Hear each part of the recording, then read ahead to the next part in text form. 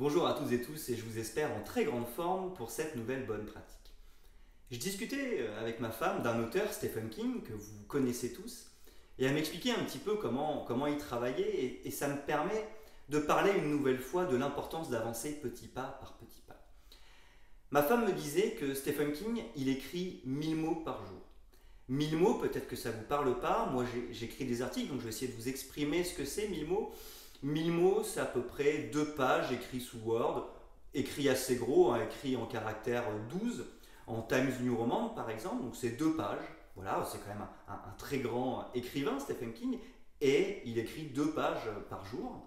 Si vous voulez, pour comparer ça, sur Internet, 1000 mots, c'est un article très moyen, c'est pas un très très gros article. La plupart de mes articles, si vous les lisez régulièrement, font plutôt aux alentours de 1500-1800 mots. Sur Internet, il y a plein de tout petits articles à 500 mots, mais 1000 mots, c'est pas une taille énorme.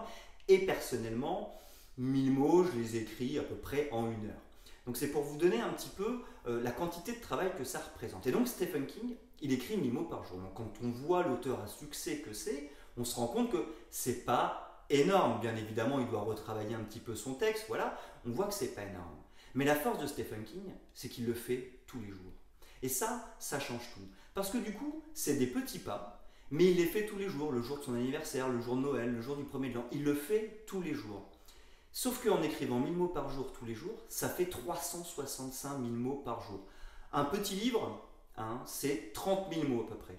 Lui, il écrit 365 000 mots par an. Donc c'est pour vous dire la quantité de petits livres qu'il écrit. Donc forcément, c'est un auteur à succès qui écrit énormément de livres, parce que finalement, tous les jours, il écrit un petit peu. Donc c'est vraiment cette méthode de petit pas par petit pas. Si on écrit beaucoup d'un coup, le risque c'est de se dégoûter. Ou alors de manquer de concentration parce qu'on écrit trop. Ou alors de manquer d'inspiration parce qu'on ne sait plus quoi écrire. Sauf que tous les jours, ça laisse le temps à notre cerveau de digérer ce qu'il vient d'écrire, de retrouver l'inspiration pour le lendemain. C'est pas trop difficile, c'est pas trop dur. Par contre, si on fait ça tous les jours, ça nous donne un impact énorme, ça nous permet d'obtenir des résultats qui sont énormes. Et donc, je pense, et ça vous le savez tous, la vie c'est pas un sprint. On est tous capables de sprinter sur 50 mètres. On est tous capables de le faire. Mais on n'est pas forcément tous capables de courir 20 ou 30 minutes. On voit bien que c'est beaucoup plus difficile de durer en fait. C'est ça qui est difficile. Et si on veut durer, il faut faire des petits pas. Et en avançant petit pas par petit pas, là on arrive à durer et là on obtient des résultats. J'entendais une phrase qui disait on surestime ce qu'on est capable de faire à court terme, mais on sous-estime ce qu'on est capable de faire à long terme.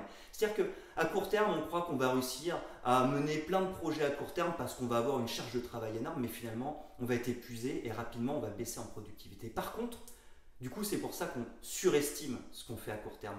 Par contre, en travaillant un petit peu tous les jours, mais en ne s'arrêtant jamais et en le faisant tous les jours, on a tendance à sous-estimer ce qu'on est capable de faire parce que 365 000 mots par an, c'est quelque chose qui est colossal et ça, c'est tous les ans. Voilà, j'espère que cette bonne pratique du jour, cet exemple de Stephen King, vous aura inspiré et moi, je vous donne rendez-vous dès demain pour une nouvelle bonne pratique.